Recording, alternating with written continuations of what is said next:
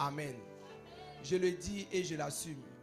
Tous ceux qui font les mercredis vont avancer spirituellement plus vite que tous ceux qui ne font pas. Peu importe comment quelqu'un se concentre le dimanche, le culte qui va l'introduire dans les profondeurs de Dieu, c'est le culte de mercredi. Amen. Il faut dire à quelqu'un, aide-moi à dire à quelqu'un, dimanche c'est bien, mais mercredi c'est mieux. Dimanche là, on essaie de gagner de nouvelles âmes à Jésus. Dimanche, si tu es un peu avancé dans les choses de Dieu, il se pourrait que tu t'ennuies pendant que je prêche. Si tu n'es pas quelqu'un qui a une soif de voir les âmes sauvées, tu vas t'ennuyer dans ce que je prêche parce que c'est plus de ton âge, c'est plus de ton temps. Bon, quelquefois c'est un peu avancé, mais la plupart du temps c'est donne ta vie à Jésus, etc. etc. Mais mercredi, il y a de très fortes chances que tu sois béni par quelque chose. Amen. Alors ce soir, je viens commencer une nouvelle série. Alors nous sommes toujours dans notre thème, n'est-ce pas? Sainteté et royauté. Mais il faut comprendre que la sainteté est le préalable à la royauté. Personne ne peut rentrer dans une certaine forme de royauté sans passer par l'étape de la sainteté. Regarde quelqu'un et dis-lui, est-ce que tu vis dans la sanctification? Donc il faut vraiment demander à cette personne, si cette personne ne triche pas, est-ce que tu vis dans la sanctification? Ton voisin dit quoi? Il dit quoi? Il dit il vit dans la sanctification. Et ça va? Il dit il vit dans quoi? La sanctification. Maintenant moi je te donne une information top secret. Il ne faut pas dire à ton voisin que c'est moi qui t'ai dit. Il ou elle ment. Il ne faut pas lui dire que j'ai dit ça. Si tu lui dis il ne va plus m'aimer, il y aurait des problèmes. Ne lui dis pas. C'est moi qui te confie ça. Il se cache pour tricher. Elle se cache pour tricher. Pas un peu, beaucoup. Oh yes. Alors, pendant que nous sommes en train d'essayer de gagner en sanctification, il y a le diable aussi qui est en train d'essayer de nous faire gagner en péché. Et beaucoup de personnes sont au 8e mois bientôt, parce que je dis demain on fait transition. Donc demain à partir de 22h, on sera ici en train de prier et de cracher du feu spirituel. Et nous allons rentrer dans août, le 8e mois. Donc on a fini 7 mois bien comptés. Ta situation est un peu pire que en 2024. Or en janvier, je me souviens ce que tu disais. Cette année, c'est l'année de mon année. 2025, avec Dieu, nous ferons quoi? 2025, mon année de sainteté et de royauté. Apparemment, la royauté n'est pas venue. Et la seule raison qui explique ça, c'est que la sainteté ne soit pas venue aussi. C'était pas que Dieu n'a pas envoyé des grâces, mais Satan t'a volé. Et parce que c'est un voleur, comme le stipule, le mentionne Jean chapitre 10, verset 10, je suis venu te montrer comment fermer les portes d'accès de Satan à ta vie. Et bien évidemment que nous allons parler de la porte numéro 1, le péché. En fait, tant que quelqu'un vit dans une vie de péché chronique, répétitive, cette personne va être bénie par Dieu, mais ne crée pas vie de victoire et volée par Satan. C'est comme un seau percé. On va tout le temps t'imposer la main, te communiquer des grâces, te communiquer l'onction, et c'est vrai. Et puis, Satan aussi va venir se servir dans ta casserole, dans ta marmite, dans ta cuvette. C'est pourquoi je veux dire à quelqu'un, il faut faire attention au péché. Quand on a fini les 21 jours de jeûne, tu étais vigilant. Tu faisais attention au péché. Mais actuellement, apparemment, tu es devenu un peu léger. Récemment, un de mes fils m'a dit, non papa, est-ce que je peux faire un peu de l'ox? C'est-à-dire, au lieu de monter, eux, ils veulent descendre. Au lieu de s'améliorer, ils veulent tout gâter. J'aimerais poser la question à quelqu'un. Est-ce que tu es satisfait de la vie que tu mènes actuellement? Est-ce que tu es satisfait? Est-ce que tu es satisfait? Mais ça, c'est une question personnelle.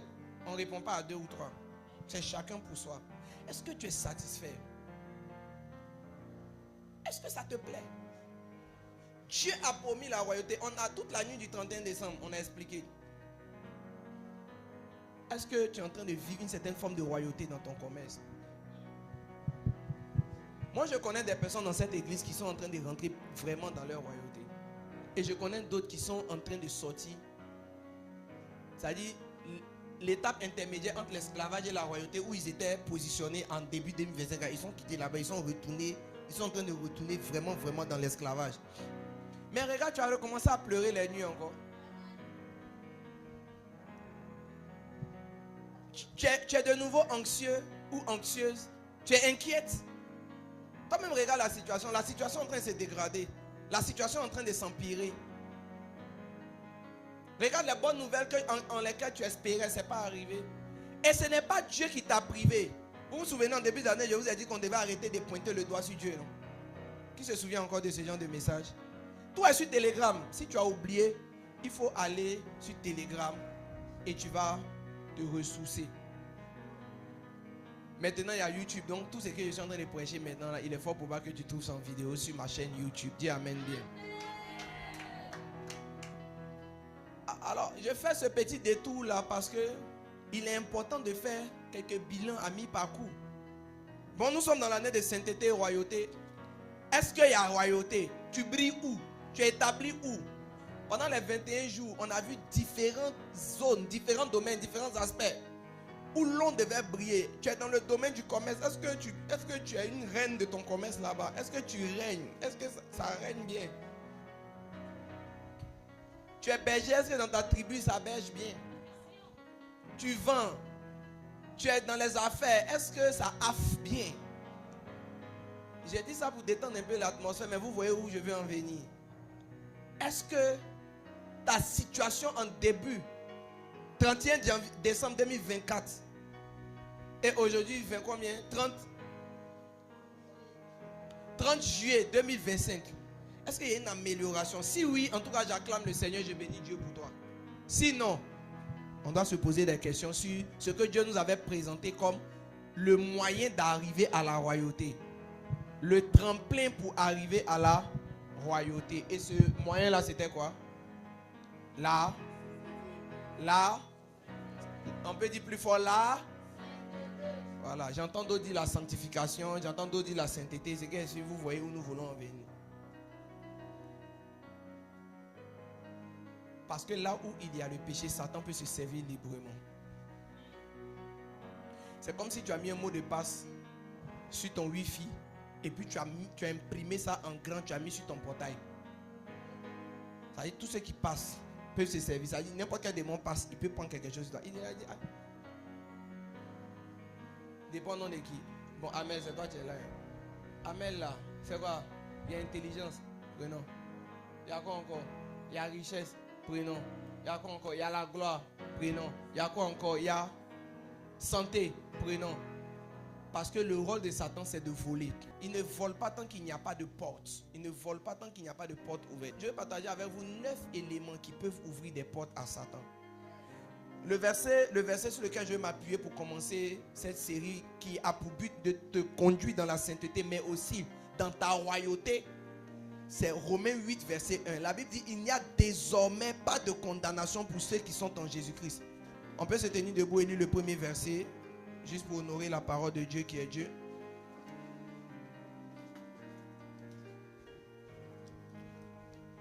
Romains 8, verset 1. Il n'y a donc maintenant aucune condamnation pour ceux qui sont en Jésus-Christ. Amen. Alléluia. Alors tu vas t'asseoir doucement. Alors il n'y a désormais pas de condamnation pour ceux qui sont en Jésus-Christ. Il n'y a plus de condamnation. Si ce verset est vrai, est-ce que quelqu'un peut m'expliquer alors pourquoi la maladie fatigue tant les enfants de Dieu? S'il n'y a plus de condamnation, pourquoi l'échec est tant agrippé et accroché à nos vies? S'il n'y a plus de condamnation, pourquoi le malheur nous atteint? On dit qu'il n'y a plus de condamnation, donc normalement on doit vivre libre. Satan ne doit plus pouvoir nous contrôler. Il ne doit plus pouvoir nous condamner. Le mal ne doit plus pouvoir nous atteindre. Tu ne devrais plus tomber malade. Il n'y a plus de condamnation. Est-ce que quelqu'un est avec moi? Ou bien ce n'est pas ce que le verset dit? Si nous sommes devenus innocents et justifiés par le sang de Jésus, pourquoi est-ce qu'on subit encore des attaques spirituelles? Certaines personnes, quand elles dorment, la nuit, on te poursuit. Tu te sens étouffé. Quelquefois, tu vas te réveiller, tu ne peux pas. Tu sais que tu es réveillé, mais tu n'arrives pas à te lever. Qui a déjà vécu ça? C'est compliqué pour se lever. Sinon, tu es réveillé, mais tu es bloqué dans un monde intermédiaire. Toutes ces attaques-là, c'est pourquoi? Pourquoi tant d'épreuves arrivent-elles à atteindre l'enfant de Dieu alors qu'il n'y a plus de condamnation pour ceux qui sont en Jésus-Christ? Aide-moi à demander à ton voisin, es-tu en Jésus? S'il répond oui, il dit quoi? Oui. Il faut le demander maintenant. Mais pourquoi, malgré ça, les épreuves t'atteignent encore? Les attaques t'atteignent encore. Oh, il est fréquent de prier pour que les gens quittent sous la domination de l'esprit de sorcellerie dans les églises. Mais si tu dois quitter sous la domination de l'esprit de sorcellerie, ça veut dire quoi? Que tu étais sous. Mais il n'y a plus de condamnation. Comment les sorciers arrivent encore à avoir accès à ta vie? Plusieurs personnes sont promptes à dire, sont pressées pour dire, ah, moi, dans ma famille, il y a trop de sorcellerie, c'est ce qui m'empêche de réussir. Je suis d'accord que la sorcellerie fait ça. Mais le verset là dit qu'il n'y a plus de condamnation pour celui qui est en Jésus. Maintenant, ce qui est paradoxal, ce qui est contradictoire, c'est que tu es en Jésus, mais c'est comme s'il y a des condamnations encore. C'est comme s'il y a des choses qui ne devraient pas être qui sont encore. Quelqu'un dit avec moi, pourquoi?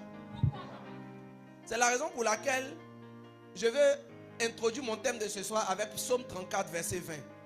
La Bible dit, à notre grand regret, le malheur atteint souvent le juste, mais l'Éternel l'en délivre toujours. J'aime bien la fin du verset, parce que sans la fin du verset, ça allait être chaud pour les enfants de Dieu. C'est le début du verset qui est inquiétant. Psaume 34, vers 20. Le malheur atteint souvent le juste. Quelqu'un a trouvé? Il faut souligner cela. Il faut vraiment souligner. C'est notre verset. Quelquefois le malheur arrive. Mais pourquoi le malheur atteint souvent? Il n'y a donc plus de condamnation pour ceux qui sont en Jésus. Mais pourquoi la même Bible nous explique que le malheur peut souvent quand même atteindre? Et puis ce n'est pas le pécheur. On dit le juste. C'est qui le juste? Le juste, c'est celui qui est en Jésus. Celui qui a été justifié par le sang de l'agneau. Maintenant, tu as été justifié par le sang de l'agneau. Tu es appelé juste. Mais secrètement, tu as une double vie. Donc, on est là comme ça. Tout le monde pense que ça va. Oh, tu mènes une dangereuse vie d'impudicité. À cause de ce péché, à cause de cette porte qui vient de s'ouvrir maintenant, tu fais partie de la catégorie qu'on peut atteindre souvent. Le malheur atteint souvent le juste. Raison numéro 1. Pourquoi? Raison numéro 1. Parce que certains justes s'amusent à pécher et à demeurer dans le péché. Dis avec moi, le péché est mauvais. Le malheur atteint souvent le juste lorsque le juste demeure dans le péché, bien qu'il soit né de nouveau. Vous devez comprendre que de façon naturelle et innée, Satan déteste les hommes. Tu n'as pas besoin de faire quelque chose pour que Satan te déteste. Souvent, il entend les gens, hey, moi, mais j'ai fait quoi même au diable et puis il m'en veut comme ça. Il va te répondre aujourd'hui. Avec Satan, on n'a même pas besoin de faire quoi que ce soit. Il faut juste accepter Jésus et faire partie de la catégorie d'enfants de personnes sur la terre qu'on appelle les rachetés. Quand vous prenez Jean 1,5, on dit la lumière, Jean présente Jésus comme la lumière. Il dit la lumière est venue, elle a marché parmi les hommes. Et les ténèbres ne l'ont pas reçu. Mais vous savez que la lumière de Christ est la chose qui combat les ténèbres. Quelqu'un comprend ce que je suis en train de dire? La lumière brille dans la version nouvelle français courant. La Bible dit la lumière brille dans l'obscurité. Et l'obscurité ne l'a pas arrêté. Amen. Dans d'autres versions, on dit que les ténèbres ne l'ont pas reçu. Mais la version nouvelle français courant dit l'obscurité ne l'a pas arrêté. Ça veut dire que quand la lumière Jésus est venue, il a bousillé les projets de Satan. Je pensais que tu aurais dit Amen. Donc tu n'as pas besoin de faire quelque chose de particulier pour être haï par le monde des ténèbres. Ça dit que maman, papa, quand on te regarde comme ça, tout simplement parce que tu es né de nouveau dans une famille où les gens ne sont pas nés de nouveau, tu les énerves d'abord pour démarrer. Non, tu n'as pas besoin de prier une prière de combat spéciale pour gêner Satan. So, accepte juste Jésus, il te hait. Pourquoi il te hait? Parce que la Bible dit dans Apocalypse 12, 11 que nous avons reçu le pouvoir de le vaincre par le sang de l'agneau et par la parole de notre témoignage. Donc les seules personnes capables de frustrer les projets de Satan sont les enfants de Dieu. Les seules personnes capables de mélanger ces projets sont les enfants de Dieu. Ceux-là qui sont nés de nouveau. Alors une fois que tu nais de nouveau, une fois que tu acceptes Jésus, de façon inévitable, le diable et son royaume sont contre toi. Alors ne cherche plus dorénavant ce que tu as fait de mal pour que le malheur t'atteigne. Non, non, non. La seule chose que tu dois regarder, c'est quelle porte tu as ouvert. Sinon, tu n'as pas besoin de faire quelque chose de... Ça veut dire que tu n'as pas besoin de dire Satan, je te déteste, pour que lui aussi commence à te détester. Il te déteste de façon naturelle. Et il réussit à t'atteindre si tu ouvres certaines portes. C'est pourquoi les différentes portes que je vais exposer sur les différents mercredis, tu ne dois pas les manquer. Tu ne dois manquer ça. Il y a 9 mercredis. Non, 10 mercredis. Pendant ces 10 mercredis-là, si tu t'aimes, il ne faut pas manquer un seul. Regarde quelqu'un, il faut dire, si on s'aime, on ne doit pas en manquer un seul. On ne doit pas en manquer un seul. Je vais t'expliquer. Le diable hait les enfants de Dieu. Et le diable, c'est qu'un enfant de Dieu qui est sous la couverture de Dieu, de son Père, est inatteignable. Il ne peut rien lui faire. Alors il va te pousser à la faute. C'est pourquoi il faut que tu me permettes de te dire que tu représentes un danger pour Satan. Parce que c'est parce que tu ne le sais pas que tu joues avec le péché d'une manière. Tu es une bombe atomique. Est-ce qu'il y a quelqu'un de sérieux dans la salle qui va me donner un amen puissant? Ah, c'est vrai. On dirait que l'onction n'est pas ici là. Lorsque Satan te regarde, il ne voit pas juste un petit garçon. Il ne voit pas juste une dame. Il ne voit pas juste une jeune fille. Il voit un danger pour son royaume. Pour tous ceux qui ont suivi le film avec Minister James, ils se sont rendus compte que le jeune homme était encore bébé quand Satan, le royaume des ténèbres, s'inquiétait déjà de ce qu'il allait faire. Parce qu'on dit que sa voix sera une terreur pour le monde des ténèbres. Une terreur. Donc quand Satan te regarde, il n'est même pas en train de voir ton squelette. Il regarde l'impact que tu peux avoir sur son royaume. Donc quand il te regarde comme ça, il ne voit pas juste une dame. Non, non, non. Il s'est dit que attention, celle-là, il faut qu'on la batte tôt. Parce que si elle réussit à réaliser qui elle est, et qu'elle rentre dans une haute sanctification, et que la puissance de Dieu descend sur elle, les dégâts qu'elle va faire en termes d'évangélisation, elle va dépouiller l'enfer, elle va dépeupler l'enfer. Et ça là, ça ne peut pas l'arranger. Alors quand il te regarde comme ça, il se dit, qu'est-ce que je vais faire pour pouvoir toucher à sa vie? Mais tu es dans le sang de Jésus, tu es né de nouveau. Il ne peut rien contre toi jusqu'à ce qu'il ouvre une porte. Et la porte favorite de Monsieur Satan, c'est le péché. Il a peur de toi. Jean 1,9 dit, que Christ est la véritable lumière qui en venant dans le monde éclaire tout homme. J'ai dit, quand Jésus est rentré dans ta vie, il a mis en toi. C'est comme si tu étais un poteau en béton. Maintenant, quand Jésus est venu, il a mis l'ampoule qui fait office de lampadaire. Il a mis l'électricité et il t'a permis d'éclairer une certaine zone du monde, un quartier du monde. Et ce quartier-là, c'est ta famille. Ce quartier-là, c'est ta vie. Ce quartier-là, c'est ton foyer. Ce quartier-là, c'est le domaine où Dieu t'a envoyé. Satan voit ça, il tremble, il a peur. Il a peur quand il voit Willy Zogo, il dit, hey, il faut que je détruise ce garçon tôt. Parce que s'il réalise qui il est, il va me créer trop d'ennuis.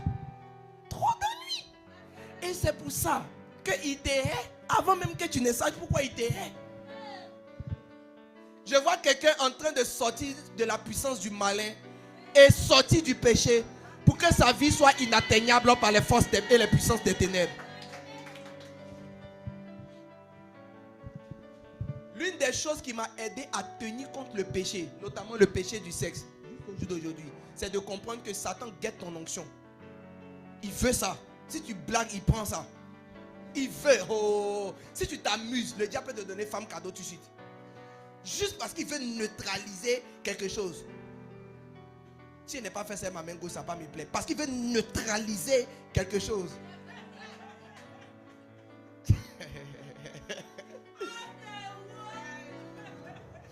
Ah, quelqu'un n'a pas dit, parce que Satan ne me neutralisera pas. Amen. Vous devez comprendre que nous sommes des anciens esclaves. La parole de Dieu dit qu'il nous a délivrés de la puissance des ténèbres et nous a transportés. Je suis en train de lire Colossiens 1 verset 13. Il nous a délivrés de la puissance des ténèbres et nous a transportés dans le royaume de son Fils bien-aimé. Tu as été délivré de la puissance des ténèbres. Je dis, tu as été délivré. Toi-même regarde la famille d'où tu sors et sens que tu as été délivré. Regarde un peu le parcours de ta vie et de ton existence et comprends que tu as été délivré. Regarde un peu d'où Jésus t'a tiré et comprends que tu as été délivré. Regardez, chacun de vos enfants sera réclamé par Satan en fonction de ce qu'ils doivent devenir.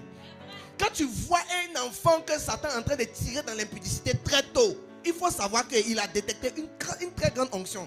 Qu'il essaie de voler, on appelle ça piller. Il essaie de piller sa destinée, il essaie de piller sa vie. C'est un pilleur. Il vient piller. Il casse tout et puis il vole. Il vole en abondance. Parce qu'il sait que s'il s'amuse et que tu découvres qui tu es et que l'onction descend sur ta vie, tu vas lui créer trop de problèmes. Tu vas guérir des malades comme Catherine Kuhlman à l'infini. Il ne pourra plus installer la folie, la dépression, le cancer, les fibromes, les kystes. Il ne pourra plus installer ce genre de choses. Il sait ce que tu es capable de faire comme dégâts. Alors il se dépêche de t'envoyer des choses qui te font plaisir. Il regarde.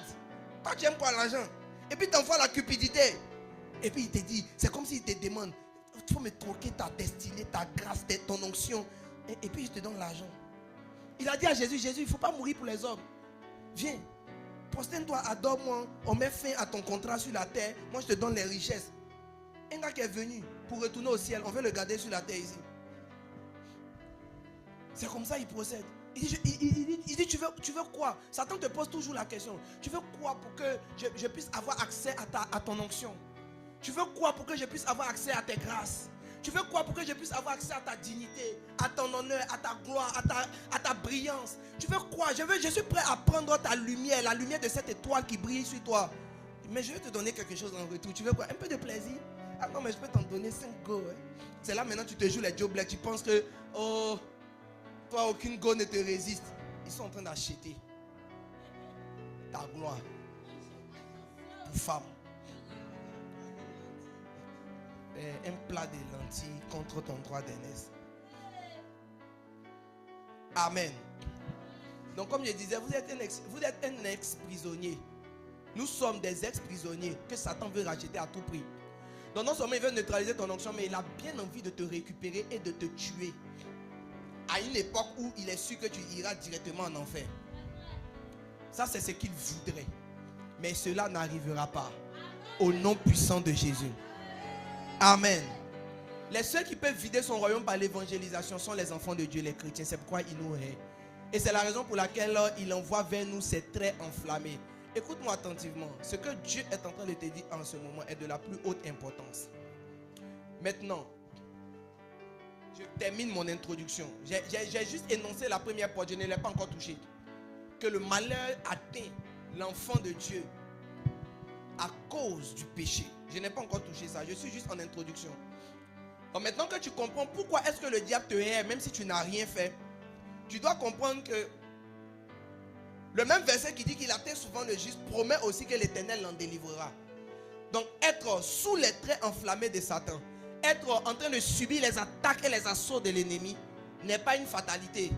Le Seigneur a un plan pour te sortir de là. C'est pourquoi je vais dire à toute personne qui est ici, toi qui penses que le péché ne peut jamais sortir de ta vie, le Seigneur a un plan pour toi. Toi qui penses que tu ne peux jamais arrêter de chercher garçon, le Seigneur a un plan pour toi. Toi qui crois que tu ne peux pas te passer des femmes, laisse-moi t'annoncer que Christ a un plan pour toi. Plusieurs ont pensé comme toi et aujourd'hui se sont retrouvés à pouvoir s'en passer, à pouvoir vivre sans ça. Quand tu n'as pas encore connu la vérité, tu n'es pas libre. Alors tu crois que Satan est puissant. Mais tu vois, tant que tu n'as pas vu pistolet, épée peut t'effrayer. Mais une fois que quelqu'un sort avec une vraie calache, celui qui a l'épée là, ton cœur ne bat plus. Parce que de loin, on peut l'allumer. Je prie au nom de Jésus. Que Christ te révèle sa puissance. Et que cette puissance neutralise l'oppresseur de ta vie. Les oppressions de ta vie ne sont pas plus fortes que la puissance que l'Esprit de Dieu va déployer dans ta vie. Tu sais, tu as le choix aujourd'hui de suivre Christ et de le laisser te défendre, de le laisser t'équiper, de le laisser te positionner d'une certaine manière où l'ennemi aura peur de toi. Goliath a tracé un trait, tout Israël était au pas. Il y avait un petit, on appelle David, lui connaissait son Dieu. Il dit, tu viens avec moi avec la lance et le javelot, mais moi, je viens avec toi, avec l'Éternel des armées. Tu sais, quand tu connais ton Dieu, tu n'as plus peur du péché. C'est pourquoi il a dit, vous connaîtrez la vérité, et la vérité vous affranchira. Laissez-moi donc vous raconter cette histoire en guise de conclusion, et nous allons prier pour la fin. C'est l'histoire d'un monsieur très musclé et gros qui a été fait prisonnier. Et il était dans une pièce très sombre. Et en ce temps-là, il n'y avait pas encore le courant, les ampoules comme celles que vous voyez là. C'était les lampes. Et la prison, c'était sous forme de grotte et autres. Donc tous les jours, ça tournait. C'est-à-dire la voie n'était pas rectiligne, c'était pas droite. Donc ça tourne. Donc tous les jours, il voit l'ombre de son gardien. Un jour, comme il était bien musclé, il a réussi à casser ses chaînes. Mais le gardien, quand il voit l'homme qu'il voit là, le gars est 2 fois plus musclé que lui. Donc il n'a plus de chaîne. Mais il n'ose pas. C'est-à-dire il n'ose pas prendre la voie là. Parce que le gars qui est là-bas peut le frapper et le tuer. À partir de l'ombre qu'il voit. Il est resté là. Il est resté là pendant des années. Quelqu'un dit avec moi, Jah. La personne ne voyait plus baraqué que lui là. C'était un nain. Donc, forme qu'il voyait là.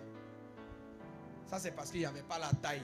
Mais comme c'était la lumière qui projetait l'ombre. Vous voyez, souvent ton ombre est un peu plus long que toi d'une manière. Donc, la forme du gars a été amplifiée. Donc, il voyait juste l'ombre. Et il était apeuré. Il était effrayé. Il n'avait plus de chaîne. Mais il n'osait pas aller franchement récupérer sa liberté.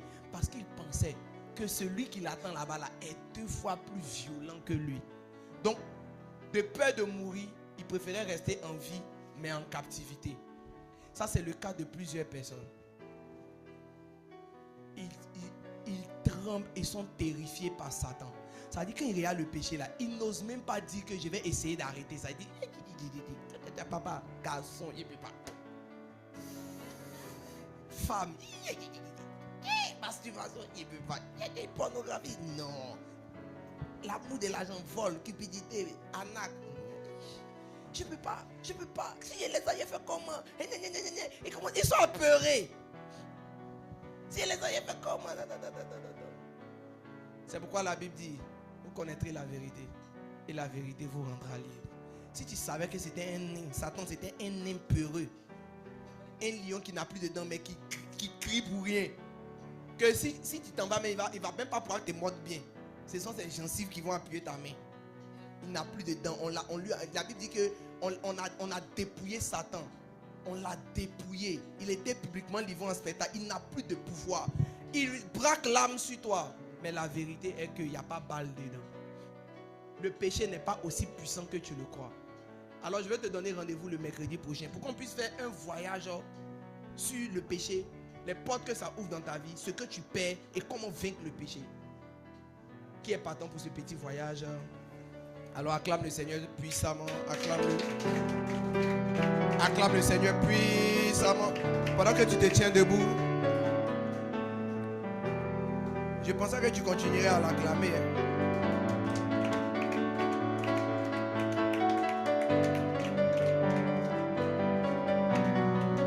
Alors voici ce que le Seigneur m'a dit.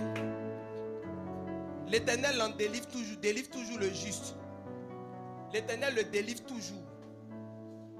À condition que le juste ne s'apitoie pas sur son sort, ne pleurniche pas, ne pleure pas, ne soit pas affolé, ne panique pas, mais qu'il se retourne vers la cour céleste, vers le juste juge, afin qu'il le défende en tant que son fils, en tant que sa fille, contre l'accusateur de nos frères, notre adversaire, le diable, Satan.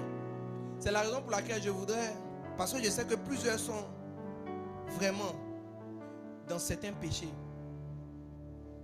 Pour certains, ils ont essayé, n'ont pas pu arrêter, d'autres n'ont même pas essayé.